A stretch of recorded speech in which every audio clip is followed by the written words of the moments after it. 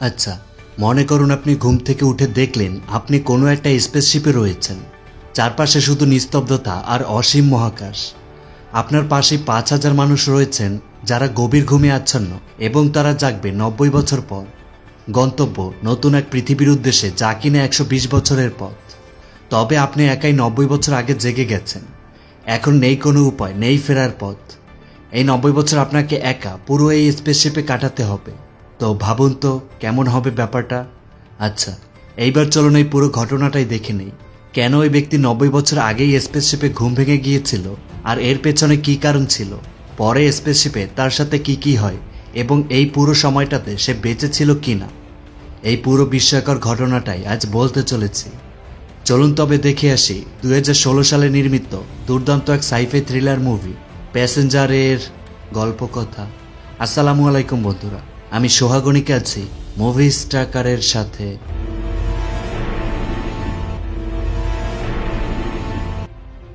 Movie শুরু হয় এই অসীম মহাকাশকে দেখিয়ে।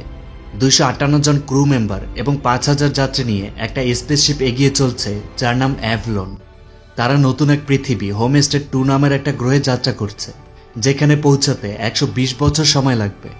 তবে এইখানে একটা অবাক করা বিষয় হলো, যারা এই মহাকাশযানে রয়েছেন তারা সবাই আলাদা আলাদা একটা বিশেষ স্লিপিং চেম্বারে তাদের ঘুম পড়িয়ে রাখা হয়েছে। তাদের ঘুম ভাঙবে 120 বছর পরে নতুন গ্রহ হোমস্টে 2তে গিয়ে। কিন্তু এই সময়ে তাদের কোনো বয়স বাড়বে না, অর্থাৎ তারা যেমনটা ছিল তেমনই থাকবে। তবে সময় 120 বছর অতিবাহিত হবে। তো মহাকাশযান অ্যাভলন এগিয়ে চলছে অটো পাইলট মোডে, অর্থাৎ কারোরই কন্ট্রোল করতে হবে না। একটু পরে দেখা যায় উক্ত মহাকাশযানের সামনে অনেক বড়সড় কিছু উল্কাপিণ্ডের সাথে ধাক্কা লাগে। আর এই রকমের একটা ধাক্কার ফলে স্পেসশিপ কেঁপে ওঠে, লাইটগুলো ফ্লিকারিং করে। এতে স্পেসশিপের ভেতরে কিছু মেকানিক্যাল সমস্যার সৃষ্টি হয়। তবে পরক্ষণে আবার সবকিছু স্বাভাবিক। কিন্তু বড় সমস্যা হলো, এই ধাক্কার ফলে স্পেসশিপের ভিতরে থাকা একটা প্যাসেঞ্জার স্লিপিং চেম্বার খারাপ হয়ে যায়। তো এই লোকটির নাম জিম। চেম্বারের ত্রুটির ফলে কিছু বিশেষ প্রক্রিয়ার মাধ্যমে জিমের ঘুম ভাঙানো হয়। তার ঘুম ভাঙার পরেই তার সামনে একটা কম্পিউটার প্রোগ্রাম সেট করা একটি মেয়ে তাকে স্বাগতম জানায়।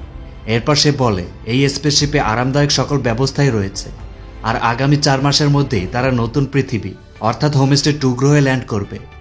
আসলে এটা প্রোগ্রামে যা সেট করা ছিল সেটাই বলা হচ্ছিল। তিনি তখন এও বলেন জিমের হাতে একটা ব্যাচ রয়েছে, উক্ত ব্যাচের মাধ্যমে সে এই শিপের সকল সুযোগ সুবিধা নিতে পারবে। তো এরপর জিমকে তার কক্ষে পাঠানো হয়। এরপর তাকে সহযাত্রীদের সকলের সাথে পরিচিত হতে এবং নতুন গ্রহে তাদের জীবনের জন্য বিশেষ সেমিনারে যেতে বলেন। জিম গোসল সেরে ফ্রেশ হয়ে বেরিয়ে পড়ে। এরপর সে অন্য একটা কক্ষে আসে। এইখানে তার গ্রুপ 38-এর সকল সদস্যের থাকার কথা, কিন্তু জিম এইখানে এসে দেখে সে কেবল একাই এই সেমিনারে, বাকি কোনো সদস্য নেই। একজন এআই কম্পিউটারিস্ট মেয়ে সকলের উদ্দেশ্যে তাদের নতুন গ্রহে জীবনযাপনের ব্যাপারে ধারণা দিচ্ছিলেন। তো জিমের কেমন জানি বেশ সন্দেহ লাগছিল, তাই সে উক্ত মহিলার কাছে জানতে চায় এইখানে সে একা কেন, বাকিরা কোথায়। কিন্তু এআই তখন বলে এইখানে সবাই উপস্থিত আছে। জিমকে চুপচাপ বসে থাকতে বলা হয়।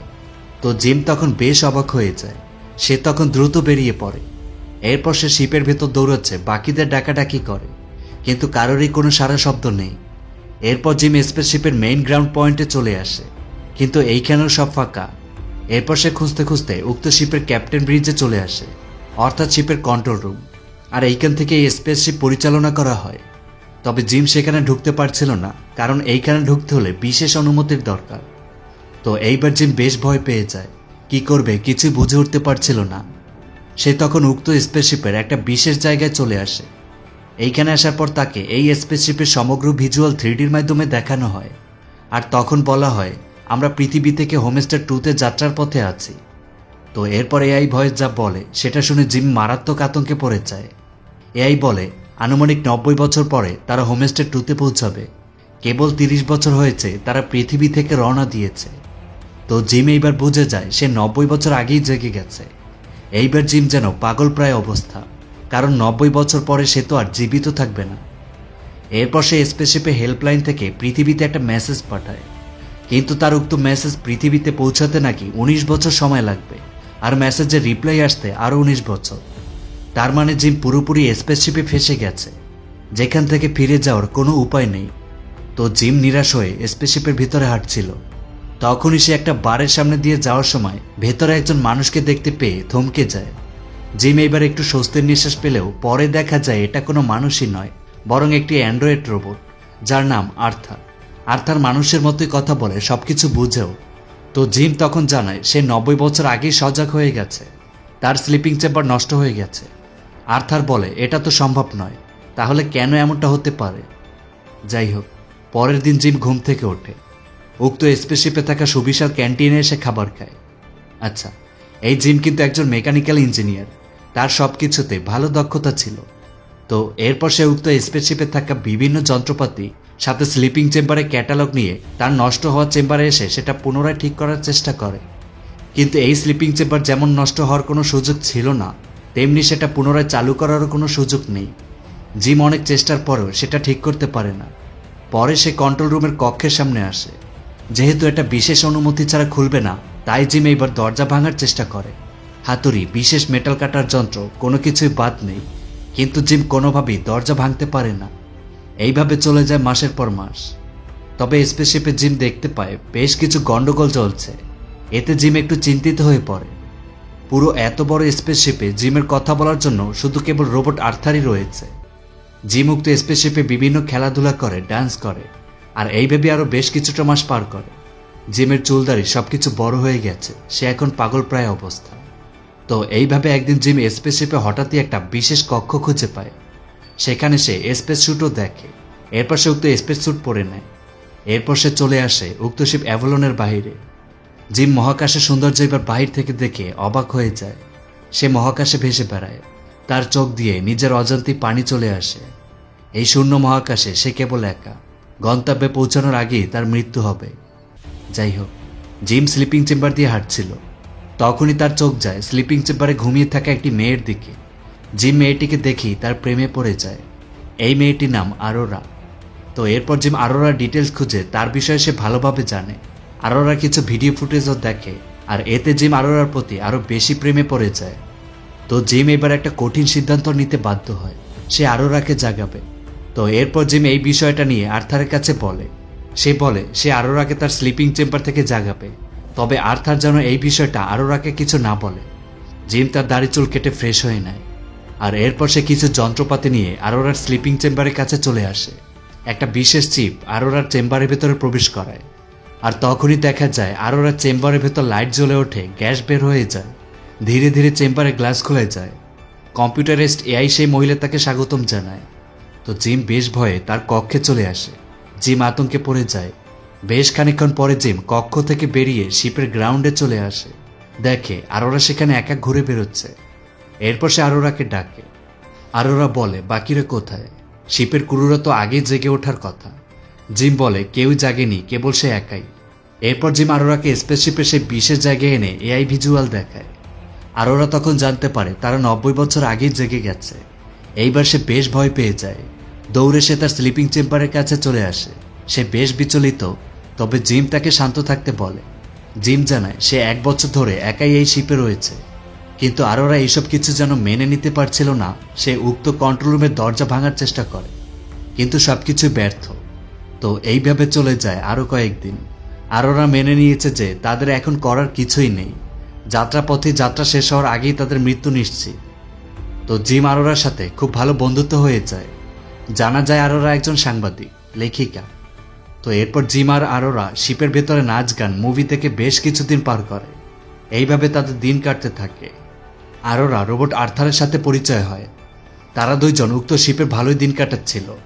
জিম আরোরাকে স্পেসশিপে সে বিশেষ স্যুট পরায়। এরপর সে আরোরাকে নিয়ে স্পেসশিপের বাইরে মহাশূন্যে নিয়ে আসে। এতে আরোরা বেশ খুশি। জিমের প্রতি তার বিশেষ একটা ভালোবাসা তৈরি হয়ে যায়। তারা একে অপরের খুব ঘনিষ্ঠ হয়। এইভাবে চলে যায় আরও বেশ কিছুদিন। তো আজ আরোরার জন্মদিন। জিম আরোরার জন্মদিন সেলিব্রেট করছে। সে আরোরাকে একটা রিং দিতে চায়, তাই সে আরোরাকে আর্থারের কাছে রেখে ওয়াশরুমে আসে। এইদিকে আর্থার তখন আরোরাকে বলে, জিম তোমার সাথে দেখা করার জন্য অনেক আগে থেকেই উদ্গ্রীব ছিল। এটা শুনে আরোরা একটু চমকে যায়। আর্থার যেহেতু একটা রোবট মাত্র, তাই সে তখন আরোরাকে বলে সে 1 মাস শুধু ভেবেছে যে সে তোমাকে জাগাবে কিনা। এটা শুনে আরোরা একদমই হতবাক। সে জানতে পারে তার স্লিপিং চেম্বার কোনো সমস্যা হয়নি, বরং জিম তাকে জাগিয়েছে। এটা জানতে পেরে তার তীব্র রাগ শুরু হয়, আর তখনই সেখানে জিমও চলে আসে। আরোরা সত্যিটা জানতে পেরে কান্না শুরু করে দেয়। তবে জিম তাকে বোঝানোর অনেক চেষ্টা করে, কিন্তু আরোরা সেটা একদমই শুনতে রাজি নয়। আরোরা রেগে সেখান থেকে চলে যায়। সে প্রচণ্ড রাগে নিজেকে সামলাতে পারছিল না। ওই দিন রাতে জিম ঘুমোচ্ছিল। আরোরা তখন জিমের কক্ষে প্রবেশ করে তাকে মারধর শুরু করে। আরোরা ঠিক নেই, সে নিজেকে কন্ট্রোলে আনার জন্য একা থাকে, স্পেসশিপের ভেতরে দৌড়ায়। তো জিম তখন তার ভুল বুঝতে পারে এবং সে স্পেসশিপে থাকা স্পিকারের মাধ্যমে কিছু কথা আরোরাকে বলে। জিম বলে এখন সে যাই বলুক না কেন কোনো কিছুই আর ঠিক হবে না, তবুও তার বলতেই হবে। জিম বলে সে বহুদিন ভীষণ একা ছিল, সে মরার জন্য প্রহরগুণ ছিল। তবে যেদিন সে আরোরাকে প্রথম দেখেছিল তার মনে হচ্ছিল আরোরা তার জীবন বাঁচিয়েছে। এরপর জিম আরোরার প্রেমে পড়ে যায় এবং সে তাকে খুব বেশি ভালোবেসে ফেলেছে। জিম তার অর্থহীন জীবনে হঠাৎ করে বাঁচার আশা খুঁজে পেয়েছে, কিন্তু আরোরা জিমের এইসব কথার কোনো গুরুত্ব দিচ্ছিল না। সে আরো বেশি রেগে যায় এবং বলে তুমি আবার জীবন নষ্ট করে ফেলেছ, তোমাকে আমি আর দেখতে চাই না। ওই দিন রাতে জিম তার কক্ষে শুয়েছিল। হঠাৎ করে তখন সেখানে বিদ্যুৎ বিভ্রান্তি দেখা দেয়। তবে একটু পরে আবার সবকিছু স্বাভাবিক, কিন্তু কম্পিউটার স্ক্রিনগুলোতে বেশ কিছু সমস্যা দেখা দিচ্ছিল। কন্ট্রোল রুমের কম্পিউটার স্ক্রিনেও বেশ কিছু ত্রুটি ধরা পড়ে, সিস্টেমগুলো ফেইলিয়ার দেখায়, সবকিছু ইরর। কিন্তু এত উন্নত মানের স্পেসশিপে এই ধরনের গোলমাল কোনো সাধারণ বিষয় নয়। তো এইভাবে চলে যায় আরও বেশ কিছুদিন। আরোরা একদিন সকালে স্পেসশিপের গ্রাউন্ডে এসে দেখে জিম এইখানে একটি গাছ লাগিয়েছে। আরোরা গাছটি দেখে বেশ খুশি হয়ে যায়। এইদিকে জিম লিফটে করে যাচ্ছিল। হঠাৎ করে তখন লিফট থেমে যায়। লিফটের সিস্টেমগুলো ঠিকমতো কাজ করছিল না। পরে জিম কোনোভাবে লিফটের দরজা খুলে বের হতে সক্ষম হয়। অন্যদিকে আরোরা ক্যান্টিনে এসে খাবারের জন্য কমেন্ট করলে দেখা যায় এইখানেও সিস্টেমে গন্ডগোল হচ্ছে, খাবার বেরিয়ে নিচে পড়ে যাচ্ছিল। তার মানে এই স্পেসশিপে বড়সড় কোনো সমস্যা রয়েছে। তো তখনই তারা দুজনেই হঠাৎই নতুন একজনের গলা শুনতে পায়। সে বলে আমি হলাম ডেক প্রধান গ্যাস ম্যানকুসো, আমার শিপে গাছকে লাগিয়েছে। এই গলা শুনতে পেয়ে আরোরা আর জিম দুজনেই বেশ অবাক হয়ে স্পেসশিপের গ্রাউন্ডে ফ্লোরের দিকে দৌড় দেয়। তারা দৌড়ে গ্রাউন্ডে এসে দেখে গাছের নিচে একজন লোক দাঁড়িয়ে আছে। তো এই লোকটি মূলত গ্যাস ম্যানকুসো, কাঙ্ক্ষিত স্পেসশিপের ডেক প্রধান। জিমরা গ্যাসকে দেখতে পেয়ে একদমই হতবাক হয়ে যায়। গ্যাস তখন জিজ্ঞেস করেন তোমরা দুজনে ছাড়া অন্য কেউ সজাগ হয়েছে কিনা, কিন্তু তারা জানেন না। এরপর তিনি জানতে চান পৌঁছতে আর কতদিন লাগবে। জিম জানায় 88 বছর। এটা শুনে গ্যাস একটা দীর্ঘ নিঃশ্বাস ফেলে, চেহারায় একটা দুশ্চিন্তার ছাপ পড়ে যায়। তো তিনি তখন বলেন হাইবারবেশন নষ্ট হয়ে গেছে, কিন্তু কর্তৃপক্ষ নাকি বলেছিল এমনটা হওয়ার কোনো সুযোগই নেই। 3 জন মানুষ, 3টা স্লিপিং চেম্বার নষ্ট। তো এরপর তারা 3 জনে উক্ত শিপের কন্ট্রোল রুমে চলে আসে, যেটা খোলার জন্য জিম প্রায় 1 বছর চেষ্টা করছিল। গ্যাস কন্ট্রোল রুমে এসে দেখার চেষ্টা করছেন আসলে সমস্যাটা কি, কেন তাদের চেম্বারগুলো নষ্ট হয়ে গেছে। গ্যাস কন্ট্রোল রুমের বেশ কিছু সিস্টেম চেক করে দেখেন, কিন্তু সমস্যাগুলো ধরতে পারছিলেন না। আরোরা বলে তারা কি স্পেসশিপটিকে পুনরায় পৃথিবীতে ফিরে নিতে পারে কিনা, কিন্তু গ্যাস জানান না, এই শিপ আলোর গতির চেয়েও 50 ভাগ বেশি দ্রুত যাচ্ছে, সুতরাং এটা ঘুরিয়ে আবার পৃথিবীর দিকে ফিরে যেতে একই সময় লাগবে। তো মূল কথা হলো তাদের এখন সমস্যাটা খুঁজে বের করতে হবে। তবে এইখানে দেখা যায় গ্যাস কেমন জানি অসুস্থ অনুভব করেন, সে ঠিক নেই। তো এরপর তারা 3 জন কন্ট্রোল রুম থেকে বের হতেই উপর থেকে একটা রোবট নিচে পড়ে ভেঙে যায়। তো এটা বেশ অবাক করা বিষয়। জিম জানায় এটা প্রথমবার নয়, এর আগেও বেশ কয়েকটা রোবট এইভাবে ভেঙে গেছে। তার মানে শিপে বেশ কিছু গন্ডগোল হচ্ছে। আরোরা জানায় খাবার মেশিনটাতেও আজ গন্ডগোল হয়েছে, আর এর আগে নাকি সে 2 দিন তার কক্ষে আটকে ছিল, দরজাতেও ঝামেলা হচ্ছে। গ্যাস বলেন এইরকম সমস্যা এই স্পেসশিপে তো সম্ভবই নয়। তো এরপর গ্যাস তাদের 2 জনকে প্রত্যেক কক্ষ থেকে কিছু ডেটা সংগ্রহ করতে যেতে বলেন, আর তিনি যাবেন স্লিপিং চেম্বারগুলো পরীক্ষা করতে। এটা শুনে জিম বেশ চিন্তায় পড়ে যায়, কারণ স্লিপিং চেম্বার পরীক্ষা করলেই তো বোঝা যাবে আরোরা চেম্বারটি খারাপ হয়নি, বরং জিম সেটা নষ্ট করেছে। গ্যাস আরোরা চেম্বার পরীক্ষা করছেন, তখন তিনি চেম্বারে জিমের লাগানো সেই চিপটি দেখতে পায়, আর তখনই সেখানে জিম চলে আসে। গ্যাস জিমকে বলেন তিনি চেম্বারগুলো পরীক্ষা করে দেখেছেন, গ্যাসের নিজের চেম্বারটা খুব বেশি খারাপ হয়েছে, একসাথে অনেক কিছু নষ্ট হয়েছে, আর এজন্যই তার শরীর খারাপ হচ্ছে। এরপর তিনি বলেন কিন্তু আরোরা চেম্বারটা তুমি নষ্ট করেছ। জিম জানায় হ্যাঁ, এটা সে করেছে। গ্যাস তখন তাকে কিছু না বলেই চলে যায়।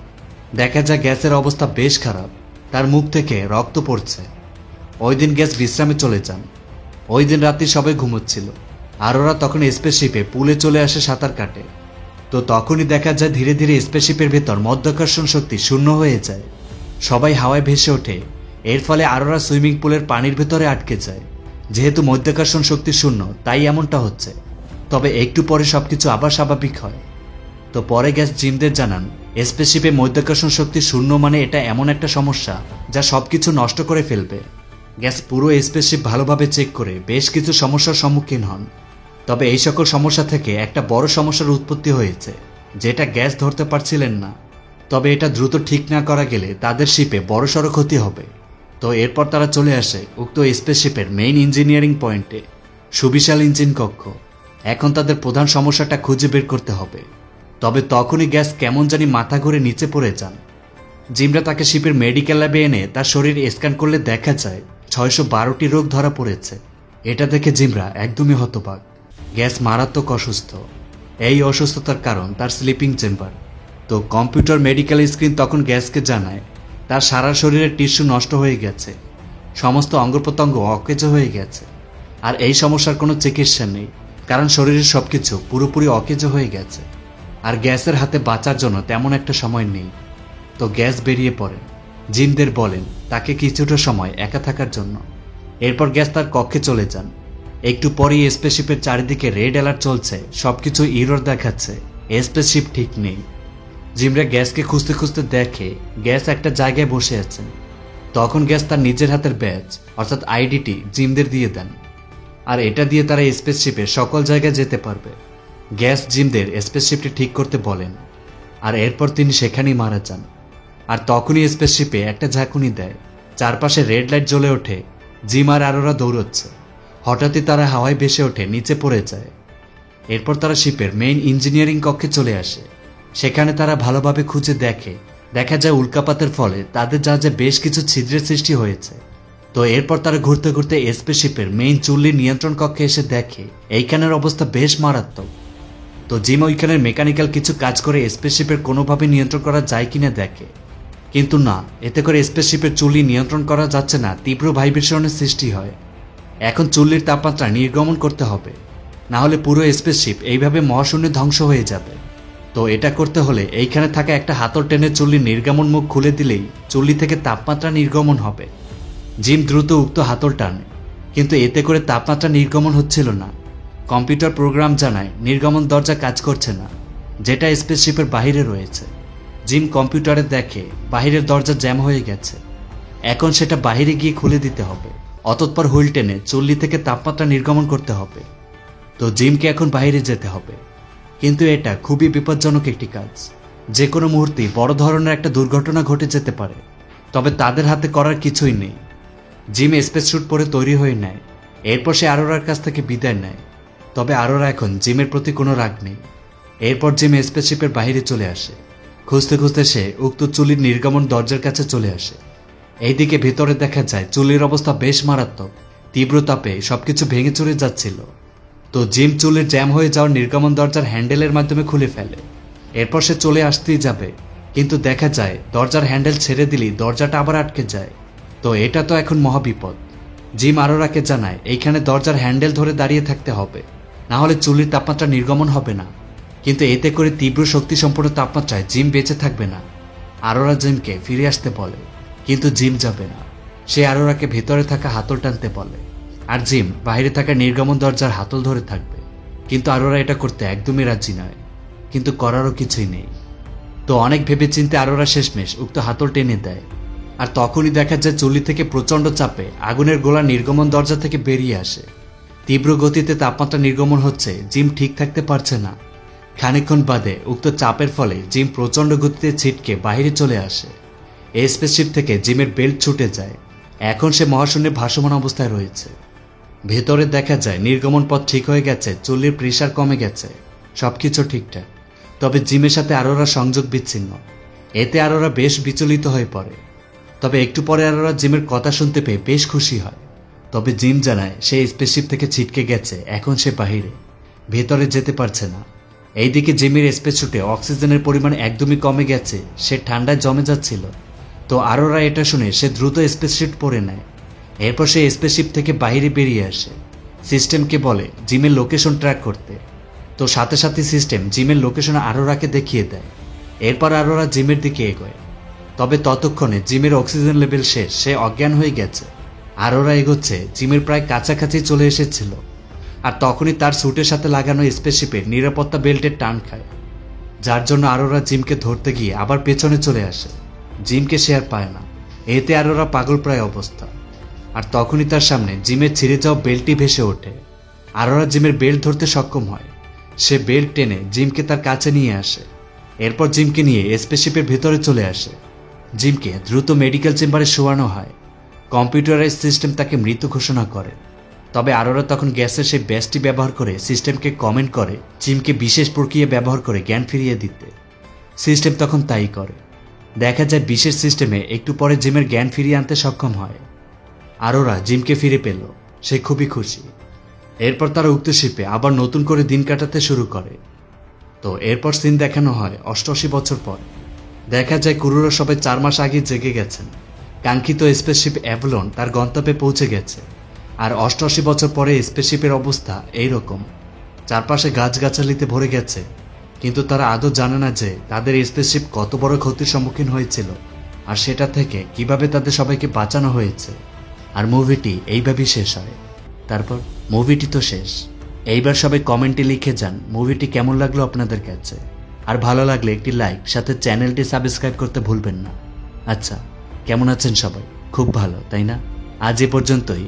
কথা হবে সামনের ভিডিওতে, যা খুব শীঘ্রই আসতে চলেছে। সবাই ভালো থাকবেন, সুস্থ থাকবেন। আল্লাহ হাফেজ।